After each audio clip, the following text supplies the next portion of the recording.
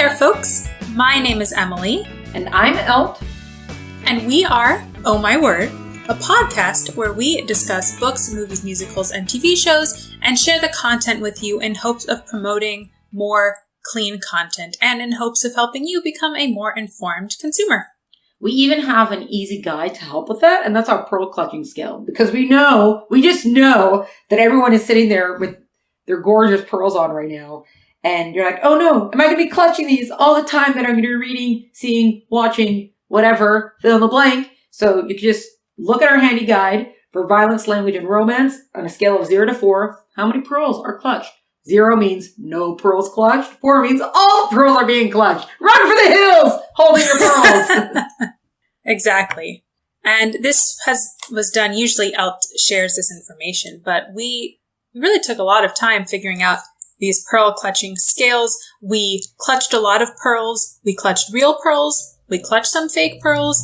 We used those little hand strengthening tools to make sure our hands were optimally strengthened because we didn't think that it would be fair to talk about pearl clutching if we were weak little girly men. So we really had to make sure that we were doing this in a scientific way so that we could bring you the best information so that you are as informed as possible. So really, we did a lot for you. I also just want to point out that Emily was clutching clams that still have pearls inside of them, and I was trying to explain to her that that's not the same thing because the pearls were not taken out yet, but that's how dedicated she was to the cause. Thank you. Thank you for sharing that with people. It was a little bit embarrassing at the time, but I think I connected with the clam, which I also think was nice because then we took the pearls. Wait, clams or oysters? I think it's kind of both. I think it could be either. Do they both? Well, anyway, I think it's good. It's like being in touch with the land, when you take the plants from it, or you're in touch with the animal before you kill it. So we were in touch with the clams so that we could gently and kindly take the pearls from them for our scientific processes. Yeah, I usually went for lunch at that time, but whatever. I'm sure there's something beautiful about it. Speaking of beautiful. Yeah! First of all, one beautiful thing to speak of that we just have to give a shout out, but we will not acknowledge it because the way we roll, the acknowledgement of where we're at is going to be next time. But what we should acknowledge is that this is episode 100. But we're not acknowledging it, okay? Because we, like last time, we didn't celebrate episode 50. We celebrated episode, or was it 51 or 52? So we're not celebrating episode 100. But okay, back to the beautiful thing. Speaking of beautiful. But there is something worth celebrating, I have to say, about episode 100. And that is the fact that we've gotten to 100 episodes and we're still in this bunker together and we haven't murdered each other because really that was touch and go for a while there. So kudos to us. And also because I keep my throwing stars near me when I sleep. Well, we all have to take precautions. But, anyway, so back to beautiful. Oh, also celebrate what seems to be something to celebrate. It's very connected, but you're going to have to pay attention to how the connection works for our segue here. Today we're going to, it works, okay? Today we're going to talk about something that was very visually beautiful. Okay, we'll give it that, visually beautiful. And also where it comes to like, oh, this thing that's going to be celebrated, but there might be an element to that's not as celebrated. Okay, do you see how that kind of works? And also, because we're going to talk about, wait for it. We're going to talk about Encanto, right? Which is the newish, because it came out 3 months ago, so 3-4 months ago. So it's the newish Disney animated feature, and it takes place, it's set in Colombia, right? Because we're doing the culture thing now, but not in they finally figured out to do the culture thing in a not derogatory way, but in a celebratory kind of way, Yes. So it takes place in Colombia. We have Mirabel comes from a magical family. But everybody in the family has these special powers, but Mirabel does not. See, so everybody's like so cool and celebrated, but Mirabel kind of isn't because she doesn't have special, Anyways, the family's magic starts to fade and she has to discover the cause and save them. But maybe she's the source of the curse. Dun, dun, dun. Dun, dun, dun. Very quickly, pearl clutching skills. Violence is 0.5, so like half a pearl, like half a strand of pearls maybe. Language, 0. Good job, Disney.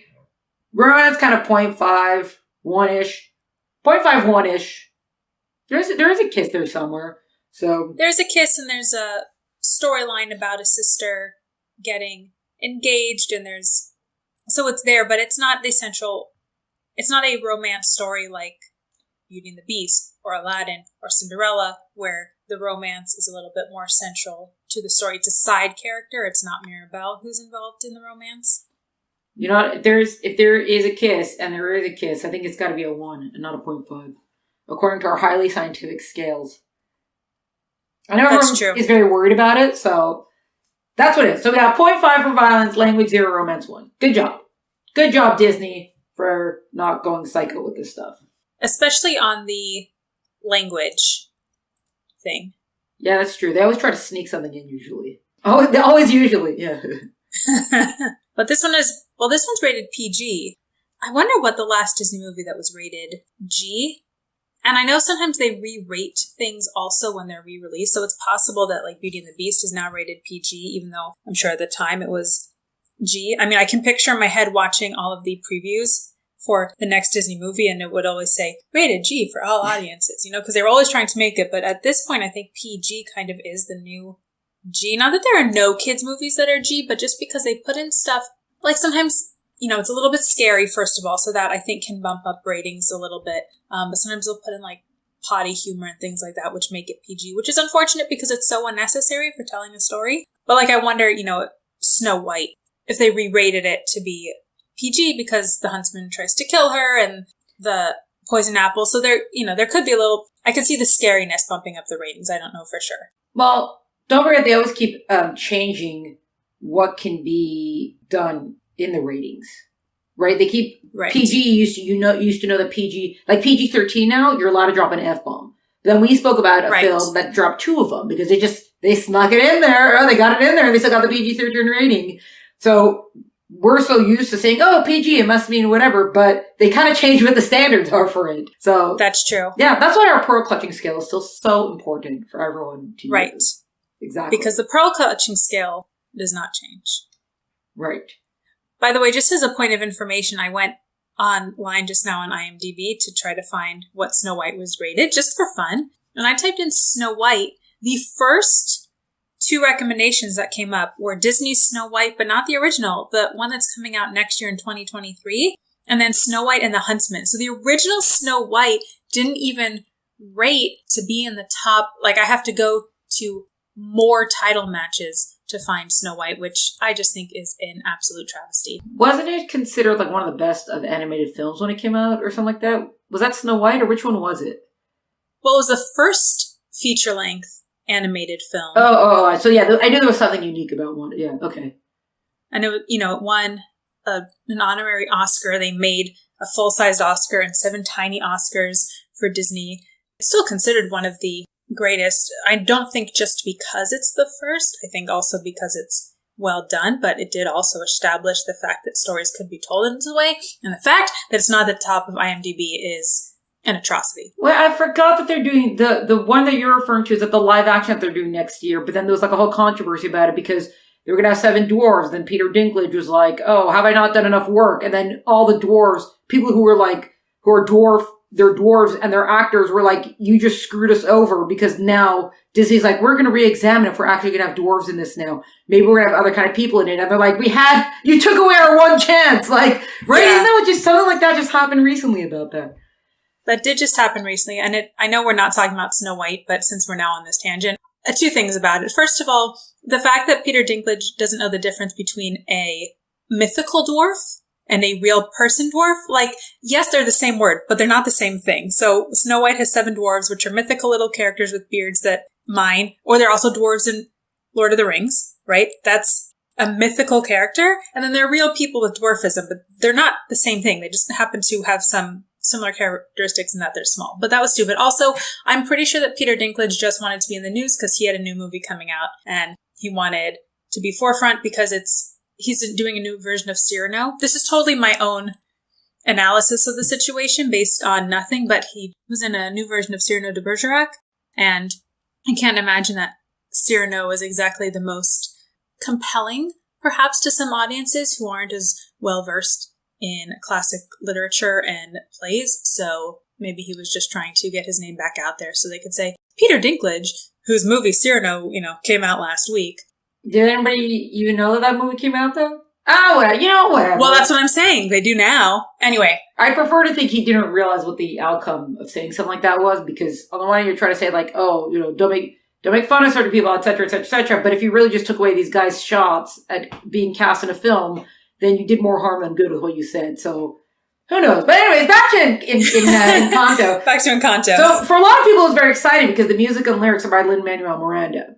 Now, right. Full disclosure, I didn't see the whole film because cancel Disney Plus. But Emily did because Emily is a Disney acolyte for now, at least until something totally sends her over the top. But I did watch a bunch of the songs, and I watched the songs as they were within the film.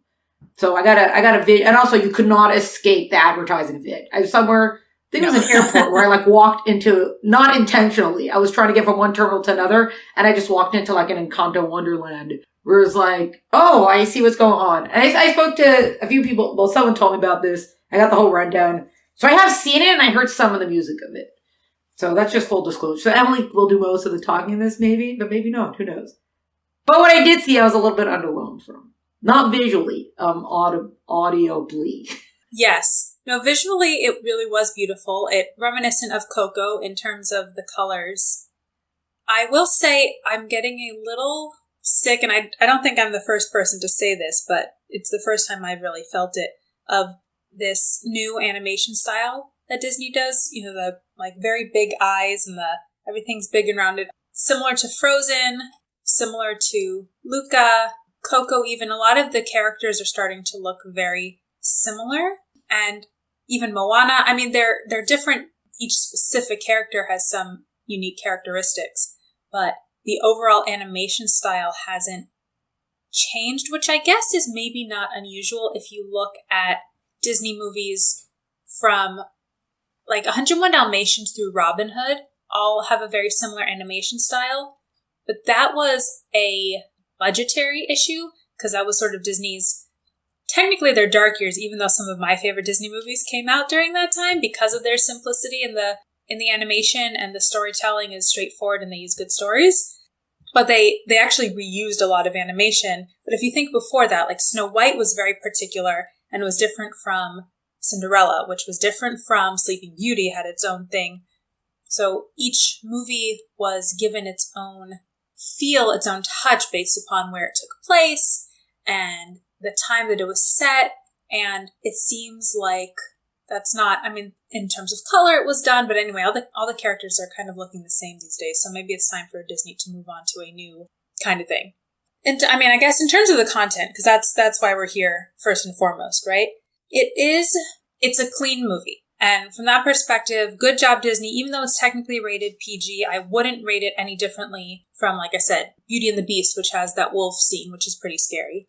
Or Aladdin, with Jafar at the end, that's a pretty scary thing. So this is a few scary things. Every Disney movie has a few scary things.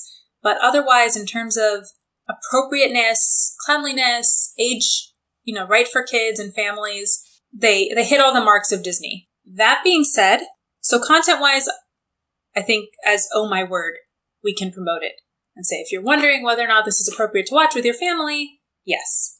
Whether or not it's worth watching, unfortunately, is a different story. I think you mentioned the music and lyrics are by Lin Manuel Miranda, who usually delivers on a really high level, but maybe he's burned out with all the things he's done recently, because I didn't find any of the songs to be earworms. None of them are sticking in my head. I can't even really remember what any of them sound like. The lyrics were obvious, and I think Lin-Manuel Miranda his genius comes in his lyrics. His music is fine, but I'm sort of neither here nor there about his different styles. He's talented, whatever. But I think his lyrics is where he really shines. And these lyrics it wasn't necessary for these lyrics to be songs. They could have been spoken as dialogue. Music in a musical is supposed to come at a point when the characters are so emotional that they just can't speak anymore, so they have to sing, right? That's where music is supposed to come in. And a musical, and I rank Disney movies that have music throughout them as musicals, but then you're not supposed to sing so literally. And these characters are all singing so literally. I don't know. I was looking forward to it and I was disappointed. Well, it's also because sometimes when you can guess the rhyme sequence of it, or if your mind fills in the word that comes next without having heard the song, then it just means that the lyrics haven't done anything different per se. it doesn't necessarily make them bad, but it means that they just, if I know the word that comes next, it's like easy children's rhymes is kind of what it becomes. Usually when a song is really going to be a standout song is because the lyrics are, not because, oh, I've never heard this word before, but the lyrics did something either in the rhyming sequence or in, the construction of the song itself that I couldn't guess at before I heard it. And once I heard it, I was like, oh, that's, that was good what they did there. So none of the songs, I was just, they didn't, the ones that I heard, even though everyone's talking about the Bruno song, and I think you mentioned that, like, I saw it and I was just like, okay, this is just like kind of creepy. And also, like, you're complaining about a goldfish dying, like, am I supposed to be sad about this? Like, it seemed a little ridiculous on the lyrics of that song, because they're trying to say that, because everybody in the family has like a magical power, right? And Bruno could say the future or something, and then what he says is what happens. So, the one person who's like, oh, I'm upset about what the main people sing the song are like, oh, that he caused a hurricane on the day of our wedding or something like that, right? So, like, that's kind of a big deal. But then, the other one was, like, sad because he said, oh, your goldfish is going to die. And as soon as that lyric came up and that person sang it, I was like, wait a second, is this a joke part of the song now? Like, is this supposed to be humorous? Yes. Because it's so ridiculous. That's part of it also, like, but that the lyrics didn't feel to measure up. Because Lin Manuel Miranda, when you're listening to his stuff, you don't usually feel like, oh, this was ridiculous, right? You don't have that, like, incongruity of, like, why did he just put this here? So that was kind of like, what just happened? What am I supposed to be feeling in the song when you're singing about goldfish dying? I'm not saying, maybe it's sad they're very attached to the goldfish, but it doesn't line up to a hurricane, Right. It does resolve a little bit at the end of the movie, and some of that song makes a little bit more sense once the context is given. But you're right, in the moment, it's not very clear. And that's sort of, with all the songs, you're just not emotionally connected by the music. And if music can't emotionally connect you to the characters and to the plot, then it's really not doing its job. That emotional connection should come also in other places, but that's one of the big jobs of music. And it just didn't really live up to it. And then the plot in general is just a little all over the place. It doesn't really make sense. Things are built up to be, this is the task that has to happen, and then it's solved really quickly, and then suddenly there's another problem, but that was also solved really quickly. So there was not really a clear climax. It just, I don't know, maybe they really wanted to do this movie about this magical family in Colombia, and then they just haphazardly threw it together because they know that unfortunately people are going to go and they're going to pay for the movie no matter what. So they don't feel like they always have to deliver their best, which is too bad. Because I don't think it was good storytelling. And Disney used to be known for its good storytelling. I know a lot of kids who really love the music and really, really liked it. So perhaps for the kid audience, it worked because it's visually interesting and there's magic and the house collapses. So there's interesting things going on if you're young enough. But older Disney movies, you don't even have to go back that far. You could go to Tangled, which I think was one of the more recent, really good Disney movies. That was a good Disney movie for kids and for adults, and had good music, and had a good story, and was also clean. So it is actually possible to do all of those things, and Disney has done it. They didn't quite get it here, but again, at least they kept a family movie clean. These are the new standards again. Look, kids are not going to sit and overanalyze. If a song has a right. upbeat, if it's upbeat to them, they'll sing it. They're not sitting and examining the lyrics. Or if a song, again, if it's visually beautiful to watch, they'll watch it, even if it's not as visually beautiful, because this is what the kids put in front of. They're not sitting to compare stuff in that kind of regard. So they're just happy, especially if the characters are nice or there's no reason for them not to like whoever your protagonist is. They're lacking emotional depth. Like, no, 5-year-olds don't feel like that. But it is interesting. You don't have it with all the recent films, but ever since, people like Brave for some reason, which I thought was a dumpster fire of a film. But from Brave, you see how they try to, even though it didn't entirely work, it wasn't entirely across the board. You see that they try to move away from a lot of the princess narratives of like, oh, you have to find a prince and get married and whatever, right? Which used to be the Disney formula. And now I can only think of two. I can think of this one in Encanto, and I can think of Coco, where it's their family-oriented films. As in not just that your target audience is the family, but the storyline is around the family. Which it's actually an interesting path for Disney to be taken, because as a corporation, it's not they have interesting values that maybe they don't see, that the alignment of those values that are to be a little bit different, but Whatever. But it's just interesting that it's actually it's not just interesting, but it's probably good. I would say it's good also. I mean, yeah, I don't care. Like a lot of people love the princess stuff. I don't care if they're moving away from the princess stuff. If they're moving towards something like this of a good emphasis on family and, family units and all that kind of stuff. I think that's a good thing. I did say one thing. I saw this one article that was trashing Louisa because she's got like super strength. And they're like, why do they always give women, I think someone had done this like Twitter thread on it, of why are you always giving women, when you want to show a strong woman, you make them like beastly and manly. Like, why do you make them so masculine instead of focusing when women themselves have so many strengths? Or even if you want to do the super strength thing, which is masculine, but even if you want to do that, why does she have to look so beastly and masculine? Like, why is she not allowed to also be feminine and be physically strong or something like that? And it was, I might not be totally remembering the thread of it, but I remember seeing that. I was reading and I was like, well, this is an interesting perspective. I mean, I hadn't seen the film, so I don't know, whatever, but I did see what Louisa looks like, and it's true that, and it's not like a Viking woman that they make it, even though the Vikings are a whole other thing. But they make them look like these giant men, and then they put like a skirt on them. And they're like, look, women can be strong. And you're like, most women do not look like that. And why are you denying all the other strengths that a woman has and only focusing on this like male, masculine sort of thing? Oh, because then it's not only men are masculine to be strong. Okay, fine. Like, fine, I hear you, but it's still a very masculine thing to have this beastly looking woman. So. Right. I don't know if you caught that, but I saw someone like totally trashing it. And I was like, that's interesting. See how much we're overanalyzing these films in a way that the kids are not. But Disney movies didn't used to be made for children. They were made for families to watch together, maybe emphasis on children. But I mean, Walt Disney's goal was not necessarily to make kids movies. They were to make movies that the families could enjoy together that would impart values.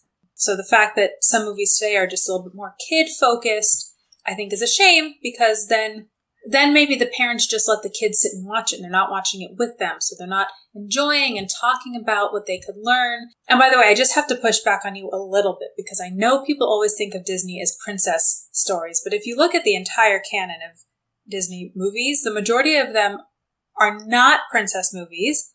And the majority of the princess movies, by the way, came out after Walt died. So they came out like, if you think starting with Little Mermaid, and then Pocahontas and Beauty and the Beast and Aladdin and Mulan, like the majority of princesses in the princess canon are actually post 1960s feminism as opposed to prior, which is just Snow White, Cinderella, and Sleeping Beauty. And even the ones that are princess movies, yes, they're about romance, but they're really about more, right? Like Beauty and the Beast isn't about romance. It's about seeing people for who they truly are and, what makes someone a monster or not. And I mean, even Cinderella, yes, there's a romance, but it's about kindness. So I have my issues with Disney today, unfortunately. But generally speaking in their stories, I just always push back a little bit on the whole princess narrative because that's not really, I mean, marketing-wise. Yeah, yes, marketing. That's totally. Yeah. Marketing for sure, because they market the princesses to the girls and they do Cars and Toy Story to the boys.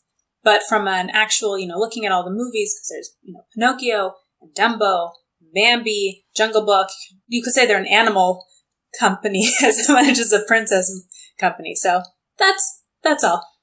Fine. Fair point. Thank you. But anyway, Encanto was, again, we're here to promote clean content.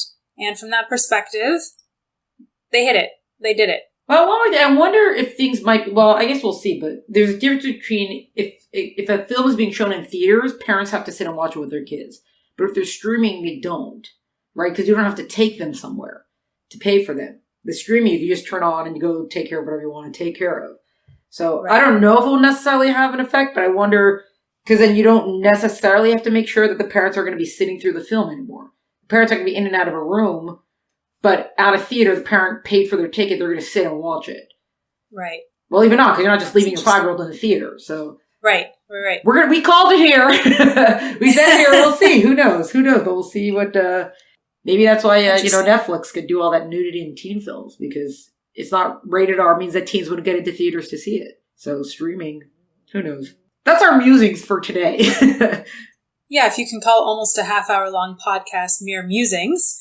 We are grateful that you stuck with us on this journey, and we look forward to seeing you next week.